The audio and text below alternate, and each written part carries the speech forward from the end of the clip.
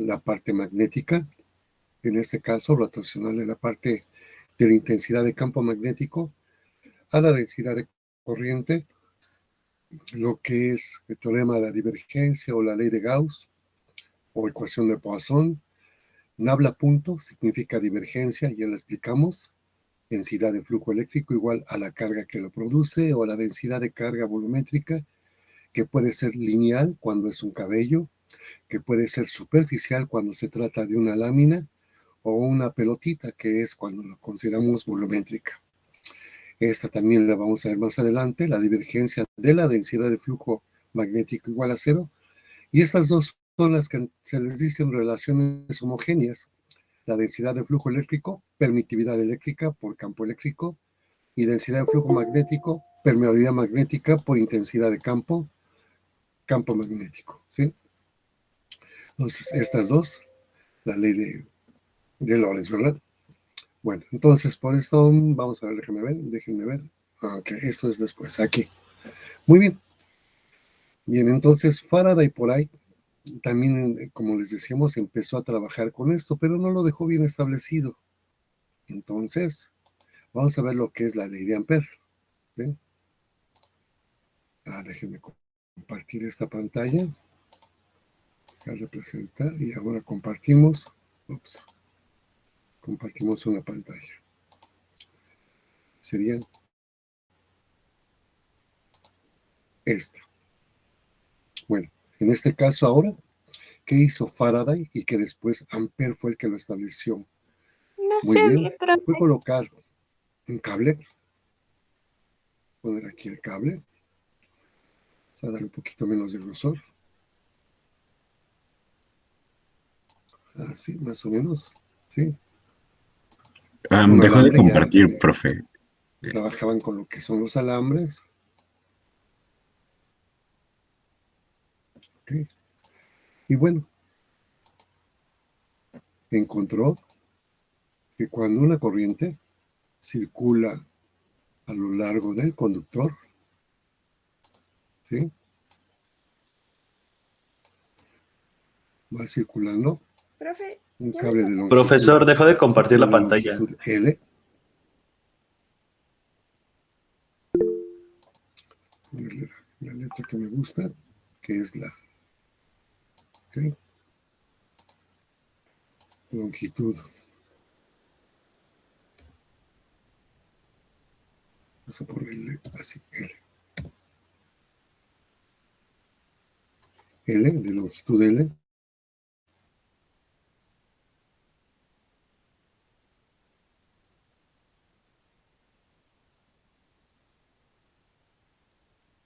La cual, que cuando esa corriente, a ver, alguien creo que quiere entrar.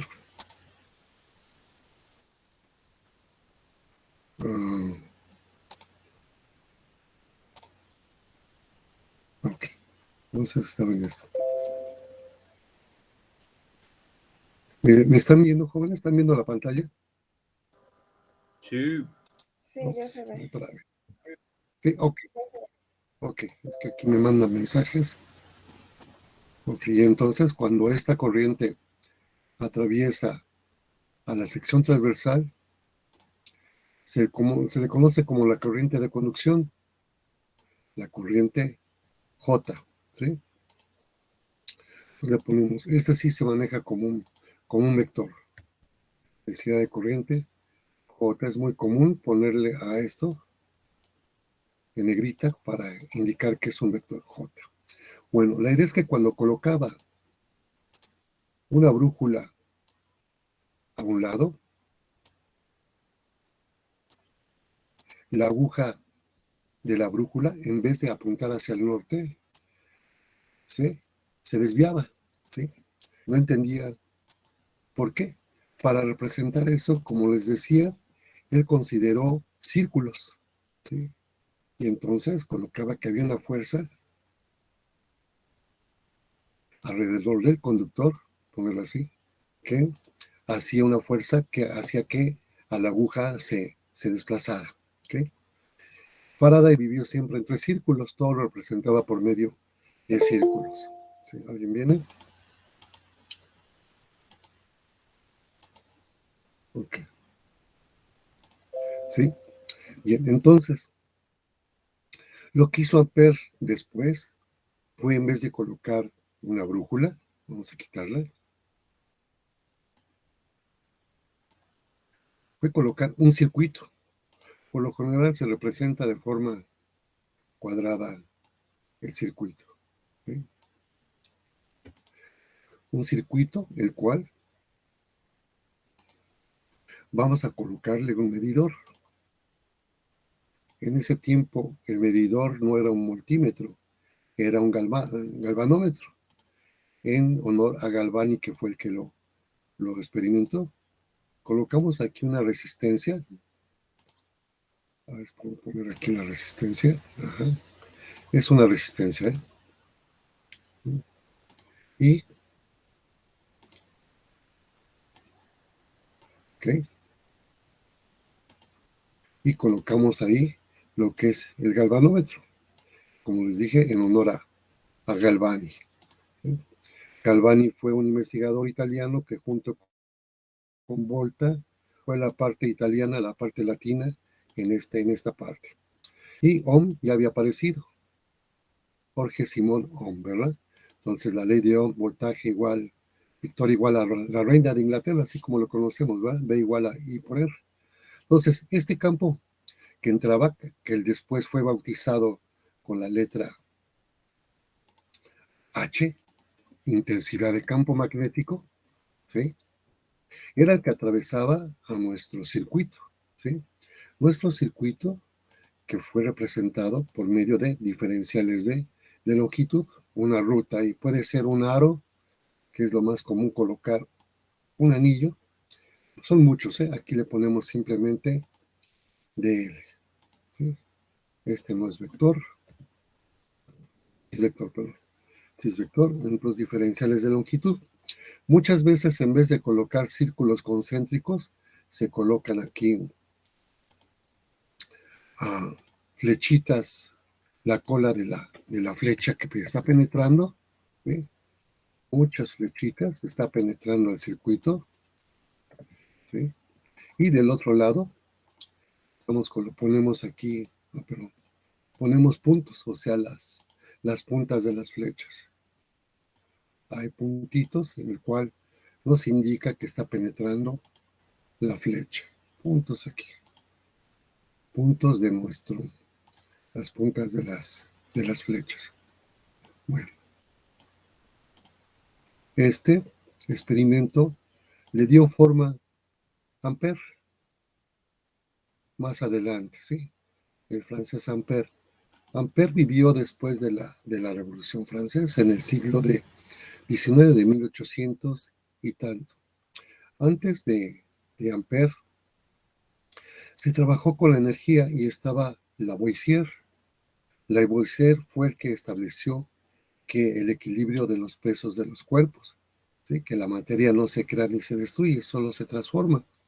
Si nosotros tenemos 1 kilo de leña y la quemamos, aunque sean cenizas, se va a conservar 1 kilo de leña, ¿sí? Si tenemos 1 litro de agua y le evaporamos, el gas va a pesar igual el equivalente a 1 litro, o sea, siempre va a estar equilibrado. No se pierde la energía, se transforma siempre.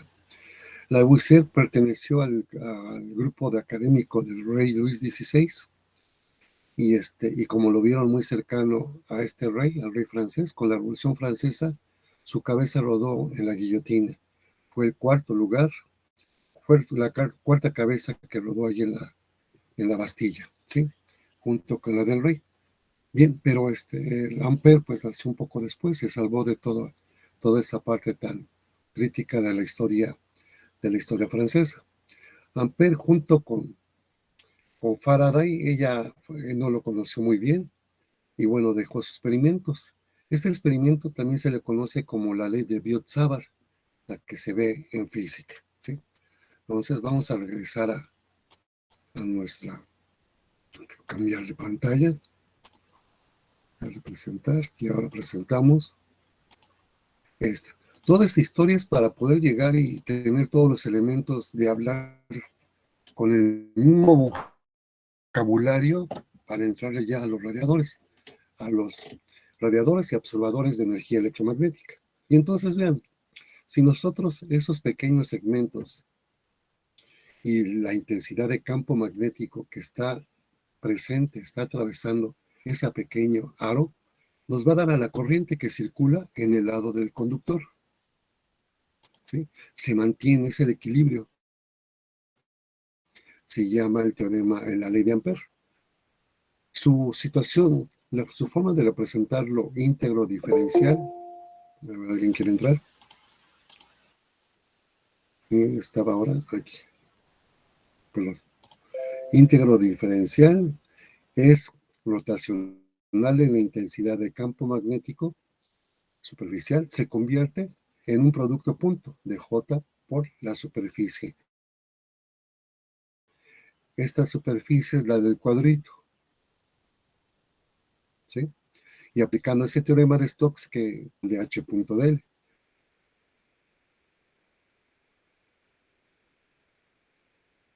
Si recuerdan, es muy similar a la del campo eléctrico. Aquí era la ruta que estaba siguiendo nuestra carga eléctrica.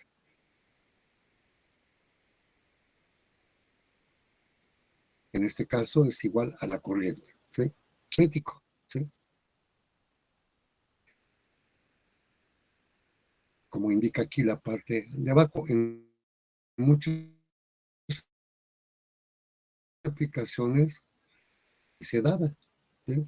Este vector potencial, ahorita guarden en su mente el vector potencial, lo vamos a utilizar en antenas. El potencial se le reconoce física. Aquí nada más guárdenlo en la mente, así rápidamente. Después lo vamos a checar este vector potencial magnético. Ok, entonces esta ya dejen presentar esta y vamos a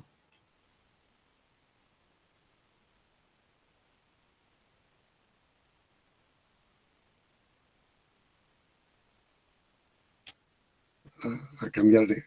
Si la conexión son los loops.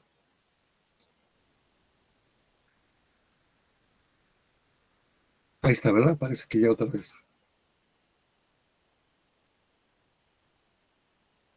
Déjalo presentar. Ups. A ver.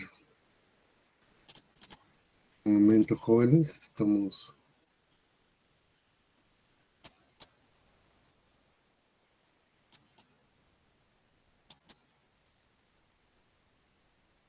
Okay.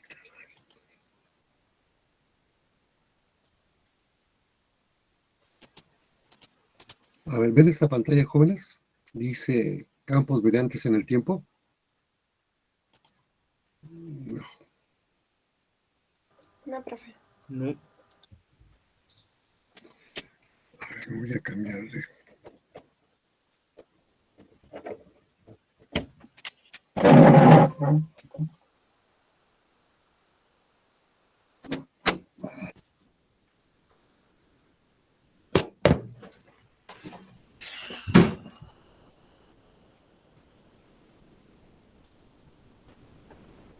A ver, un momento, jóvenes.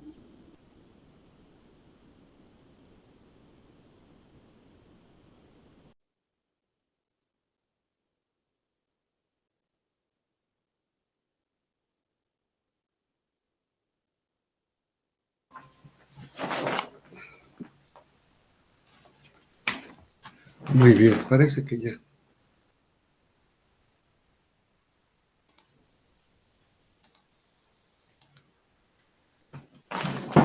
Muy bien, entonces, ya tenemos electrostática y magnetostática. Ahora lo que vamos a hacer es que viene James Clerk Maxwell, más o menos en el año de 1850, ¿sí? Ok, pues aparece este inglés, escocés también, igual que Faraday, ¿sí? El cual pues él nace muy bien, no tiene problemas económicos, nace de una familia que tenía bienes y posesiones, y pues lo envían a estudiar, ¿sí? A él le decían el loco, parece porque estaba loco, ¿verdad?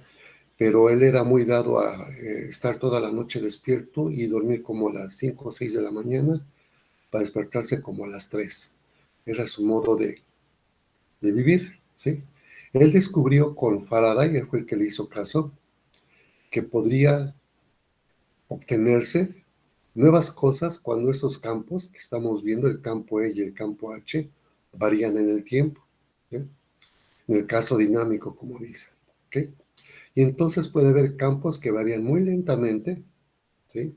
Y campos que varían de manera con frecuencia alta. Vean, aquí estamos hablando ya de frecuencia. Una frecuencia, una repetición, ¿sí? Dice, el desplazamiento ordinario es despreciable en cuestiones de Maxwell cuando es baja frecuencia, ya que el desplazamiento eléctrico, esta se le llama corriente de desplazamiento, es menor que la corriente de conducción, ¿sí? Pero cuando tenemos ya frecuencia elevada, alta, ya se pueden considerar estas situaciones.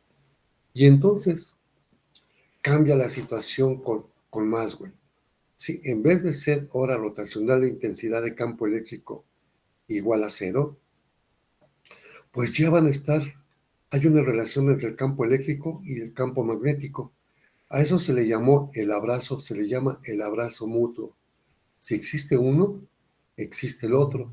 Y eso se le llama la teoría electromagnética. Ya no puede ser electricidad y magnetismo separados de tal manera, ¿sí? Okay. Esa es la primera ecuación. En principio, esta segunda ecuación rotacional de intensidad de campo magnético es igual a densidad de corriente. Esa era en principio, después va a ser también modificada. Esta, el teorema de la divergencia, ¿sí? Recuerden que habíamos visto ayer, habíamos conversado, platicado ayer, que es una fuente cuando genera carga hacia el exterior, es un sumidero cuando recibe carga, y cuando es cero es una región libre de carga.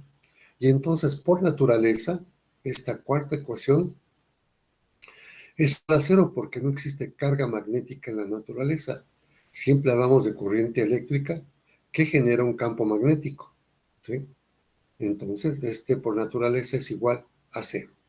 Las relaciones homogéneas y la ley de Lorentz, ¿sí? Ok. Con Maxwell todo cambia, ¿sí? Él establece en su libro, en su texto, todo este texto, que están las ecuaciones ahí, que engloban todos los experimentos de Faraday, de Ampère, de Volta, de Wörsted, de Galvani, de todos ellos están englobados en estas cuatro ecuaciones. Pero recuerden que Maxwell era un matemático, totalmente matemático, y hasta ahí la cosa ahora sí que se queda. Si las matemáticas no se aplican, no sirve de nada, ¿sí? Quedan en garabatos como ahorita los estamos viendo, ¿ok? Y entonces, cuando estamos viendo que los campos varían, cambian, ¿sí? En el tiempo, pues empieza a hablar de periodo, de longitud de onda, ¿sí? Que se están moviendo nuestros campos, y va a aparecer después un siguiente, ahora sí, un investigador, el cual dice que estos campos se pueden mover como si fuera la luz visible, es decir, que van a tener su longitud de onda, su frecuencia, y empieza a trabajar con eso. Maxwell fue de 1857 aproximadamente, ¿sí? En ese momento ya empiezan a aplicarse la cuestión de telegrafía, es decir, que ya el campo, la energía eléctrica puede circular al labro de conductores y puede ser modificada, ¿ok? Pero en el espacio libre no había nada, y en tal caso el que empieza a ver esa situación fue Hertz, ¿sí? Hertz, junto con su esposa, siempre la olvidan a su esposa, demostraron en un laboratorio que estos campos se pueden propagar, ¿sí? Se pueden propagar como una onda, es decir, una cresta y un valle, ¿sí? Déjenme seguir, no, si está por acá, lo que nos interesa. No, déjenme abrir otra ventana y entonces cerramos esta.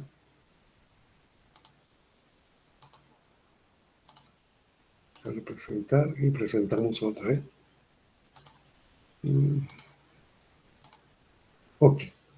Y entonces, para que esto se cumpla, más este Hertz le agrega aquí una corriente de desplazamiento a la segunda ecuación, ¿sí? Voy a abrir otra vez para explicar esa corriente, ¿sí? Voy a presentar y vamos a abrir esta pantalla. Ups.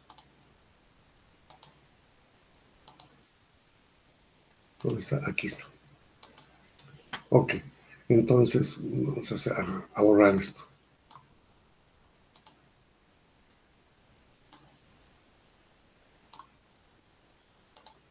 Muy bien, entonces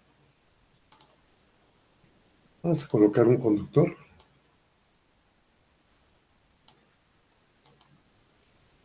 Ponerlo así.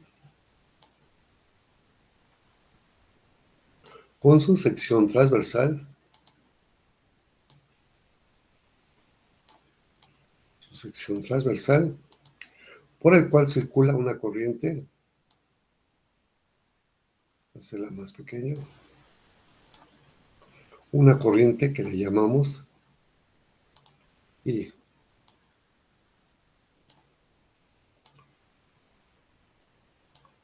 Corriente I que circula a lo largo de este conductor. I mayúscula. Cuando esta corriente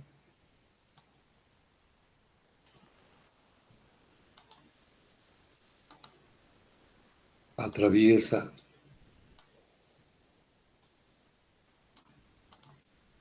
nuestra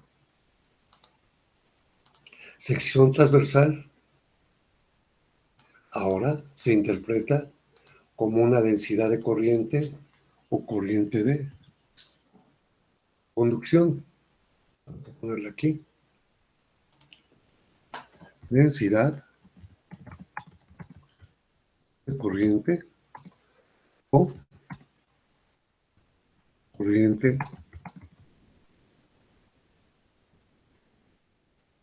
de conducción, J. ¿Sí? Bueno, para que empatara, se agrega una segunda corriente, un tipo de corriente. Esta corriente, dependiendo de la frecuencia, va sobre la superficie del conductor. Ahí va, desplazándose. La corriente de conducción va en el interior del conductor y la corriente de desplazamiento o de convección va a lo largo de la superficie. Se le llama el efecto piel, el efecto skin en inglés, skin effect. Y esta corriente, vamos a poner si puedo ponerla con, perdón, que está bien ahí, un símbolo, sería aquí, parcial.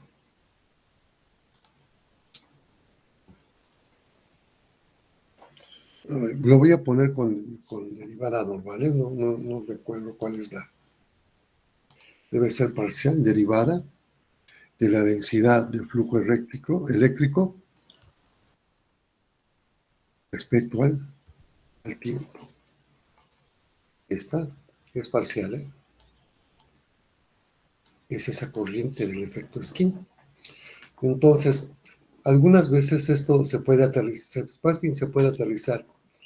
Hace tiempo, cuando todavía existía la Luz y Fuerza, la compañía de Luz y Fuerza, era muy común que cuando habría que cambiar un conductor en los pozos, o sea, en las calles en el interior, esos conductores, igual que los cables telefónicos, son mordidos, son deshechos, son destruidos por las ratas que habitan allí en estos pozos. Se los van comiendo y al final pues los cortan, ¿sí? Entonces iba una cuadrilla de trabajadores de compañía de Luz y Fuerza y era muy común verlos ahora sí que asando bisteces y tomando su café. Eran como 20 y uno de ellos era el que se metía al pozo. Los demás estaban ahí esperando, ¿verdad? Y si se les olvidaba el medidor, era muy común que colocaban el dedo en el interior del conductor, así en el centro, y esta corriente pues no hace ningún daño porque es una corriente prácticamente continua, ¿sí? Continua, ¿verdad? Pero en cambio ponían el dedo en la superficie del conductor y la descarga eléctrica pues era muy notoria, ¿sí? Que podía afectar, ¿sí? Igual, cuando cae una descarga eléctrica, un rayo, y cae en un conductor y ustedes están tomando el conductor, son parte del conductor y va a dar toda esa descarga a tierra. Se comportan como un conductor. Por eso es muy peligroso esos postes que están sujetos con cables metálicos a la tierra. Ha habido ocasiones en que los niños se toman de ahí y si está lloviendo, olvídense, son parte de un conductor y pues les ha arrancado brazos o el corazón se paraliza. ¿Sí? Muy bien, entonces regresamos a estas, modo es estar así de esta manera. Y ahora. Ok, entonces tenemos las ecuaciones de Maxwell. ¿Sí?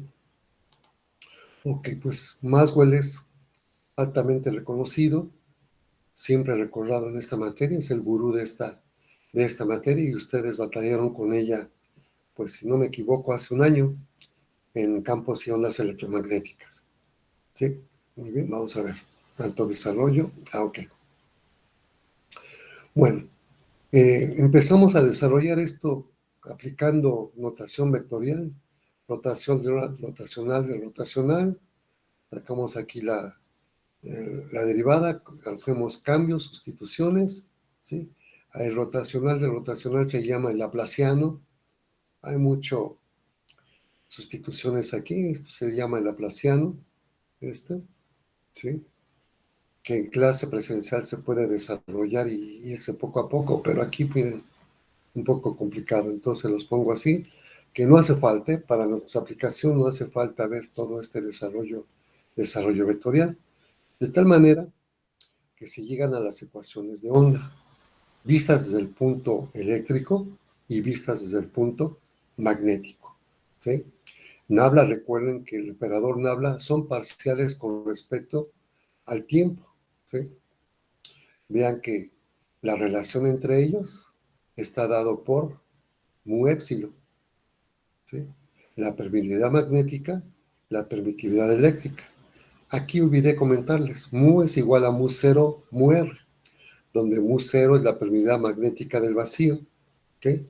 Y su valor es 4pi por 10 a la menos 7 Henry sobre metro. Henry en honor también a este investigador que trabajó con esta parte de los materiales, ¿sí? Las ecuaciones de onda. Así se ven muy bien, pero no.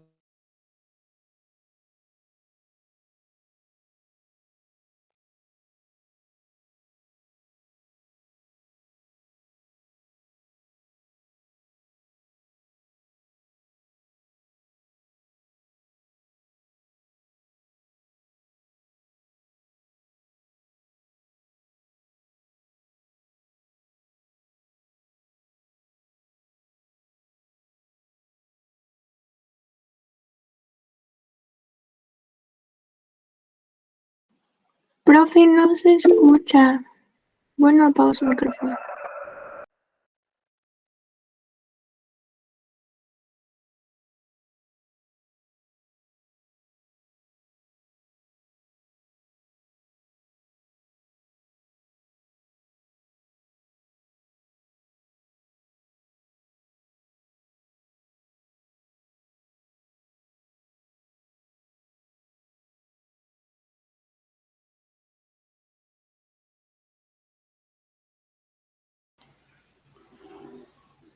Uno, dos, tres, ¿me escuchan ahí? Sí, profe. Ok. Disculpen, son cosas aquí Sí, profe. de la red. Entonces, ¿en qué estábamos? Acá. Ventana. Ok, entonces, pues, no sé hasta dónde me dejaron de escuchar. Y estas son las ecuaciones de onda, ¿sí? Comentaba que trabajó Hertz con esto y demostró que el campo electromagnético se propaga de manera similar a la luz visible, ¿sí? Con frecuencia, con periodo, con cierta velocidad de propagación, ¿sí? Y se demostró que en el espacio libre se comportaba como la velocidad de la luz, ¿sí? Estamos hablando de 1873. En el 73 del siglo XIX se comprueba eso. Y nuevamente, Maxwell el matemático, Hertz el científico, y pues ahora viene alguien que va a manejar toda esta situación y le va a dar la practicidad que necesita esto, ¿sí? Bien, una manera de representar la onda es de forma fasorial. Vean aquí cómo ya representamos la onda, con una magnitud de forma cosenoidal, una frecuencia y una fase, ¿sí? Y este omega t lo ponemos de forma exponencial, como dicen, de forma compleja, que esto trabajaron en su curso 1, ¿sí? El fasor de forma fasorial no lo vamos a trabajar mucho nosotros, más adelante les explico. Otra manera de ver las ecuaciones de Maxwell, utilizando fasores, ¿verdad? Y las ecuaciones de Maxwell, bueno, la ecuación de onda, colocando eso, y se le conocen las ecuaciones de Jenkins. Vean que aparece la frecuencia y aparece en el espacio libre mu 0, epsilon 0. Recuerden, este es un repaso, esto nada más para empaparse nuevamente de lo que vamos a necesitar para que hablemos ya todos al mismo tiempo y de la misma forma cuando entremos a la parte ya de capítulo 1 de antenas, ¿sí? Bueno, entonces, ¿cuál es la solución a esta ecuación de onda? Hay que solucionar la ecuación de onda, es una ecuación diferencial de segundo grado, y aquí aparece, ¿sí? Uno que va hacia el lado derecho, otra forma que va hacia el lado izquierdo, ¿sí? Y la forma que, la ecuación que le da solución a esto es la ecuación de la forma cosenoidal, sinusoidal, y aparece beta, ¿verdad? La constante de propagación, que en el espacio libre es omega sobre c, ¿sí? Vean que el inverso de raíz de mu 0 epsilon 0 es igual a la velocidad de la luz. Aquí pueden sustituir 4pi por 10 a la menos 7, 8.85 por 10 a la menos 12, aplican raíz cuadrada y lo invierten y les da aproximadamente 3 por 10 a la 8. ¿Sí? Bien, esa es la solución a la ecuación de Helmholtz. Una onda moviéndose hacia adelante, una onda moviéndose hacia atrás. ¿Ok? Vamos a ver. Okay, vamos a ver. Toda esta parte. Ok. Esto sí, igual. La parte que relaciona al campo eléctrico y magnético, recuerden que el campo eléctrico y magnético ahora es un abrazo mutuo. Si existe uno, existe el otro. No se puede hablar de forma separada, ¿sí? Una cosa es electricidad y magnetismo, donde se ve separado, y aquí ya está la electromagnética. Y lo que relaciona a ambos campos, que se propagan de forma transversal, perpendicular entre ellos, ¿sí? Es la impedancia intrínseca del medio. Si recuerdan su curso 1, lo que relaciona a los campos, al campo H y al campo E, ¿sí? Es la impedancia intrínseca. Vean que el campo eléctrico va en dirección, más bien varía en dirección X, y el campo H, la parte magnética, en dirección Y, ¿sí? Perpendiculares entre sí. Dirección de propagación Z, se propaga en Z.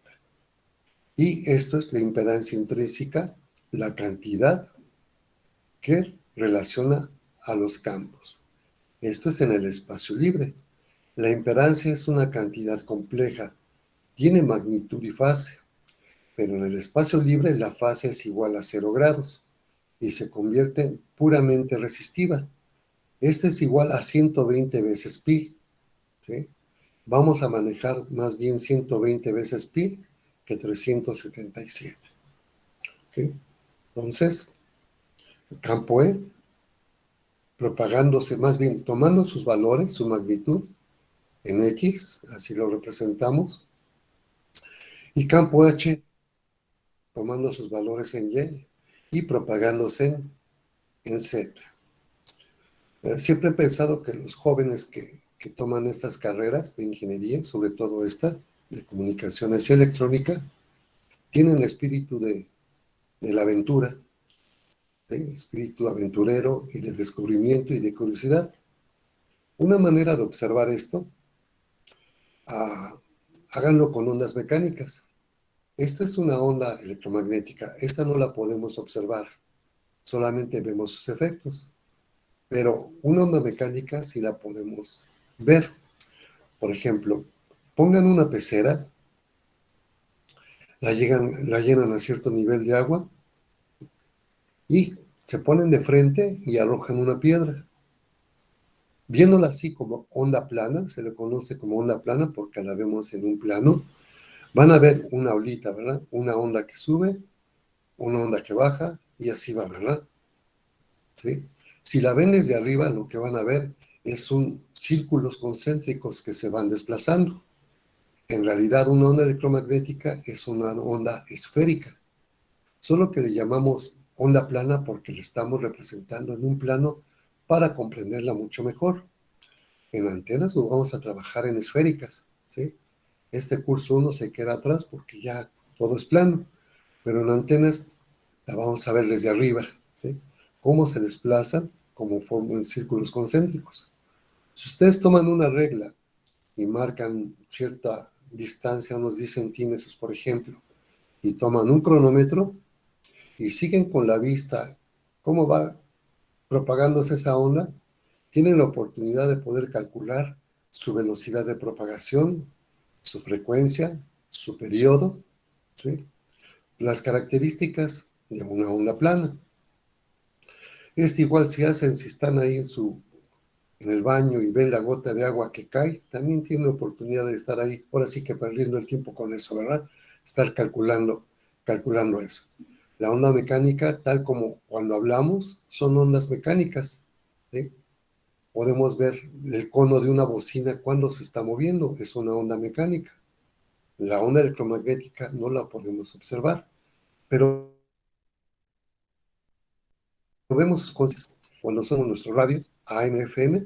Es una onda electromagnética que se ha propagado por el espacio libre e incidió en una antena. Esa antena entregó a los circuitos electrónicos ese campo electromagnético que fue convertido a voltaje y corriente, y los cambios que hicieron de origen ahora se vuelven a recuperar y podemos escuchar voz, música. O este mismo caso, esta computadora está conectado aquí al access point, al ruteador. Tengo aquí, sí, pero miren, falla de repente, ¿sí? Entonces, esta computadora tiene una antena en la pantalla. No la vemos, está en el interior de la pantalla, ¿sí? El cual genera una onda electromagnética, ¿sí? Que está conectada de alguna manera, de esa manera, con ondas electromagnéticas a la antena de mi ruteador. Este ruteador va por cable a Easy, a su punto de acceso. Easy se encarga de conectarla al internet, ¿sí? ¿De acuerdo? Todo es espacio libre y onda electromagnética. Se le conoce como ondas guiadas, ¿verdad? En el caso de llevarla por cable. Y aquí ondas no guiadas, ¿de acuerdo? Entonces ya tenemos la onda. ¿Y Hertz lo representó? Sí, él murió a los 37 años. Nunca se habla de su esposa, pero creo que su esposa fue la que dio todas las ideas, y Hertz la concretó. Ven que en ese tiempo, si todavía tenemos casos de, de que ciertas restricciones, limitaciones a las mujeres, imagínense hace 150 años, ¿no? En fin. Y entonces, esto es el vector de Poynter. Esto también lo vamos a necesitar. El vector de Poynting, o se le conoce también como densidad de potencia. Cuando una antena radia energía, desde el punto de vista electromagnético, se le llama el flujo electromagnético o densidad de potencia. En términos ya de ingenieros, la potencia, ¿verdad? ¿Qué potencia llega? Si queremos hablar de manera apropiada, sería el flujo electromagnético. Y está representado como el producto cruz del campo eléctrico por el campo magnético. Y es perpendicular a ellos dos. Si este es X y este es Y, este es Z, su dirección Z. ¿Sí? Características que vimos en el curso 1. Bueno, si tuvieron la oportunidad de estudiar. No olviden la beta, esta la necesitamos, el vector de Poynting. Vean, todas son perpendiculares entre sí. Campo eléctrico en X, campo magnético en Y, y el vector de Poynting, el P, ¿verdad? Se le llama el abrazo mutuo porque ya no podemos separar el campo eléctrico y el campo magnético, ¿sí? Entonces, en ese tiempo se creía que había solamente energía química, energía calorífica, pero apareció una nueva energía electromagnética. Cuando Einstein, él nació más o menos en 1870 y tantos, cuando Hertz ya estaba muriendo, nació Einstein, ¿sí? Él lo corrieron porque era un bien burro, lo corrieron ahí de su primera universidad y su papá pidió, que era un amigo allí en la Universidad de Zurich, ¿sí? Que lo aceptaran y ahí fue a dar, ¿sí? Y enseñaban todo esto, las ecuaciones de Maxwell y todo ello. Pero él imaginó que había una nueva forma de energía y nadie se imaginó que la nueva forma de energía provenía de la velocidad de la luz. Si recuerdan esta famosa ecuación, E igual a mc al cuadrado, pero nunca se comprobó. Se comprobó hasta cuando se aplicó en la bomba de neutrones, ¿no? La bomba atómica, ¿sí? Hubo varios investigadores y hubo la carrera por crearla. Los alemanes en la Segunda Guerra, con Heisenberg, estuvieron a punto de desarrollarla, pero los boicotearon, ¿sí? Y, bueno, los americanos se protegieron y fueron los que la terminaron antes, si no estaríamos hablando alemán, ¿sí? E igual a mc cuadrada es una energía enorme, nada más la c, que es 3 por 10 a la 8, eleven al cuadrado, sería 9 por 10 a la 16. Pongan masa de 1 gramo, imaginen qué cantidad de energía. Pongan 25 kilogramos de plutonio o de uranio, imaginen qué cantidad de energía, ¿sí? Bueno, este uranio su núcleo es muy inestable y se le disparan neutrones, que no es lo mismo que un protón que un electrón, ¿sí? La idea es no atravesar el núcleo del uranio, ¿sí? Así intempestivamente, sino que tiene que estar cerca del núcleo. Para esto, que es inestable, cuando se le acerca un neutrón, no choca con él, no deben de chocar, ¿sí? Se vuelve inestable y se rompe ese núcleo, ¿sí? Y este a su vez va a romper a otro átomo, a otro átomo, a otro átomo, lo que se le llama la fisión nuclear, ¿verdad?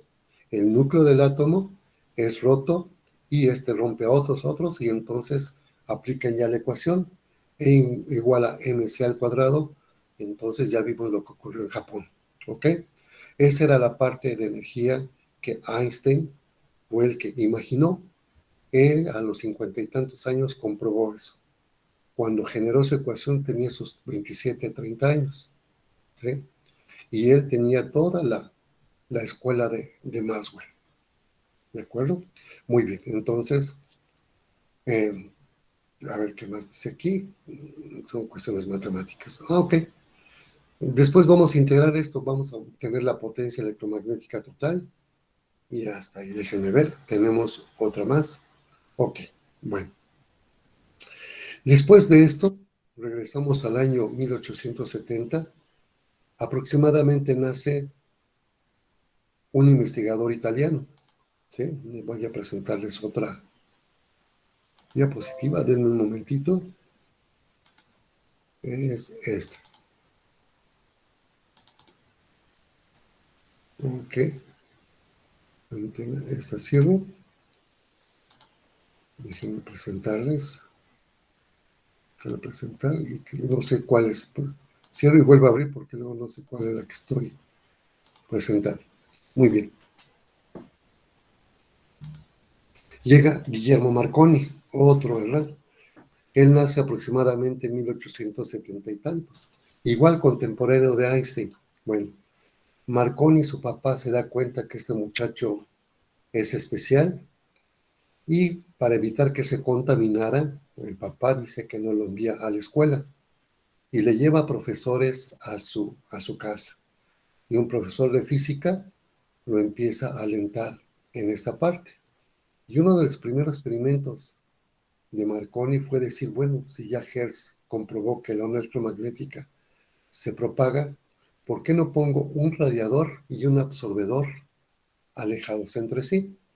Primero un cable lo enterró en la Tierra y el otro cable a una distancia lo enterró en la Tierra, y vio que la onda electromagnética se propagaba sobre la Tierra, en la superficie de la Tierra, inclusive parte en el interior de la Tierra a cierta profundidad.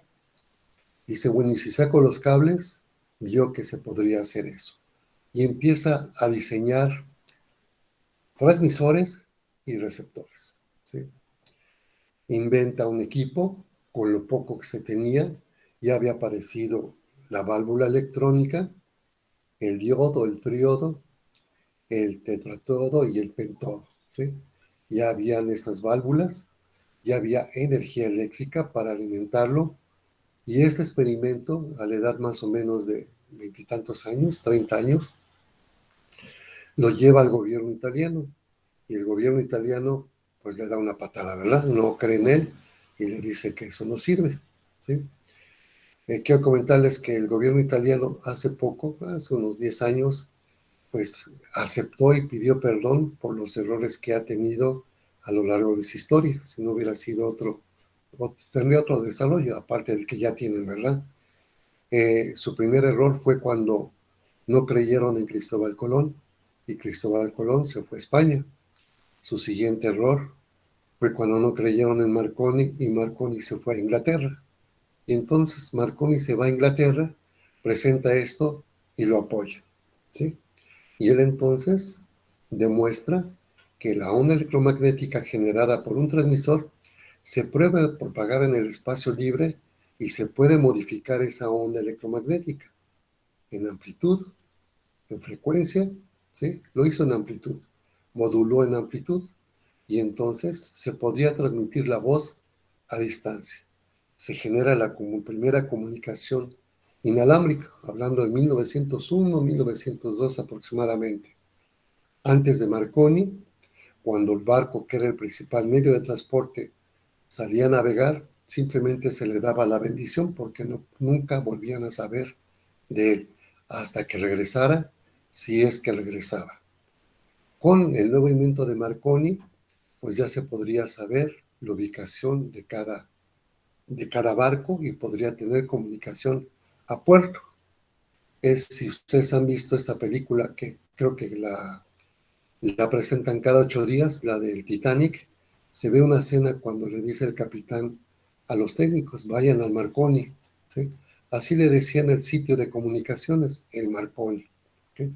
Marconi recibió el premio Nobel por esto, y pues se volvió un hombre inmensamente rico porque esto lo patentó su compañía Marconi.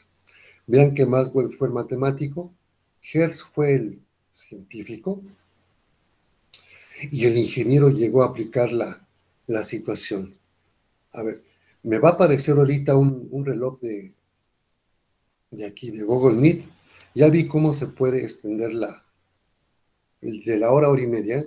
Me van a dar una prueba y después hay que pagar. Entonces, si se me corta, nos veremos el lunes. Si puedo hacerlo, si sé seguir las instrucciones, seguimos adelante, ¿eh?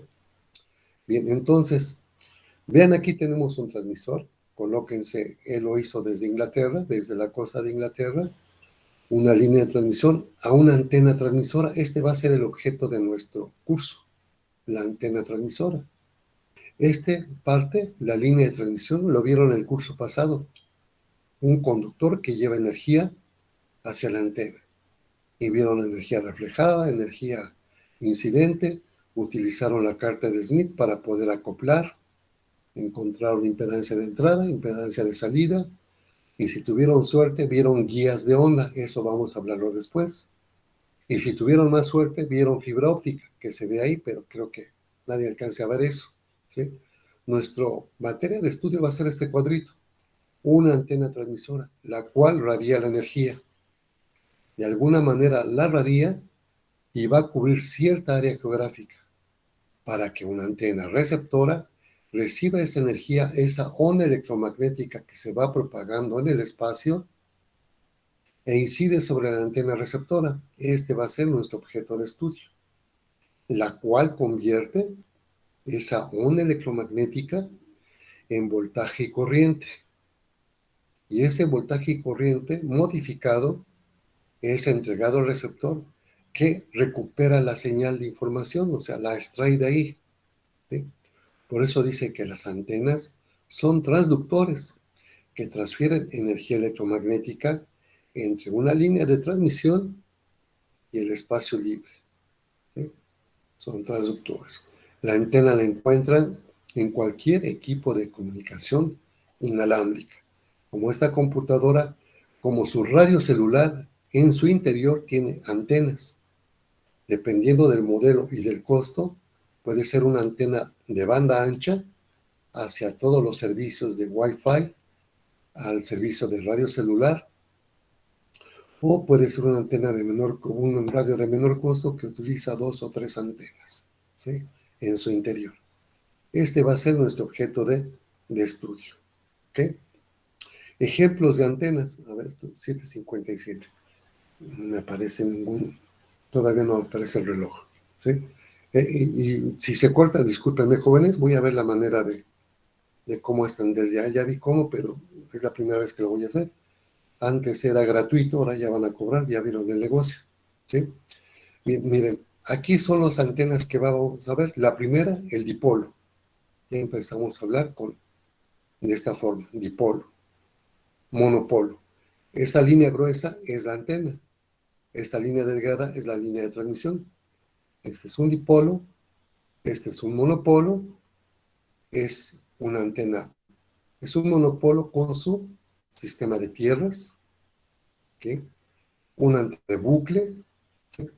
Una antena Yagi, varios elementos, una antena logoperiódica, una antena parabólica. Esas antenas son las que vamos a estudiar y en particular las que van a diseñar al final del curso va a ser la antena Yagi y la van a utilizar para su propio, van a tener una ganancia de esta antena construyendo y diseñando esta antena, ya sea la Yagi o la logoperiódica.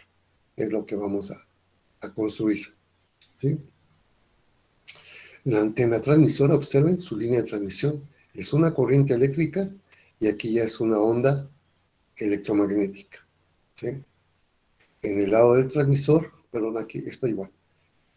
Vean que tenemos que manejar impedancias, corrientes y campo EIH. Estoy aquí pendiente de si no se me vaya a cortar. No me aparece nada ahorita. A ver, muy bien. El transmisor es equivalente a un generador. ¿Ok? ¿Qué más? Y una antena receptora se comporta como un generador también, con una impedancia interna que corresponde a la impedancia equivalente de la antena. Aquí vamos a aplicar lo que vieron en su curso, el acoplamiento de impedancias, ¿sí? Vean, aquí está su línea de transmisión, lo que vieron en su curso. Nada más que lo vieron hasta aquí, hasta esta parte, y colocaron una carga. Y calcularon la impedancia característica de la línea. ¿Qué más hicieron? Aplicaron la carta de Smith para ver eso. Y vieron Stubbs aquí. Stubbs no lo vemos, eso no tiene nada que ver aquí, ¿sí? ¿Okay? Vieron el coeficiente de reflexión, la razón de onda estacionaria, todo eso, observar. ¿De acuerdo? Entonces, el receptor representa una impedancia de carga que disipa la potencia promedio en tiempo generada por la antena receptora. ¿Qué más? Igual. Las antenas son, en general, dispositivos recíprocos, los cuales pueden ser usados ambos como transmisora o como receptora, ¿sí? Esto es como las antenas en teléfonos celulares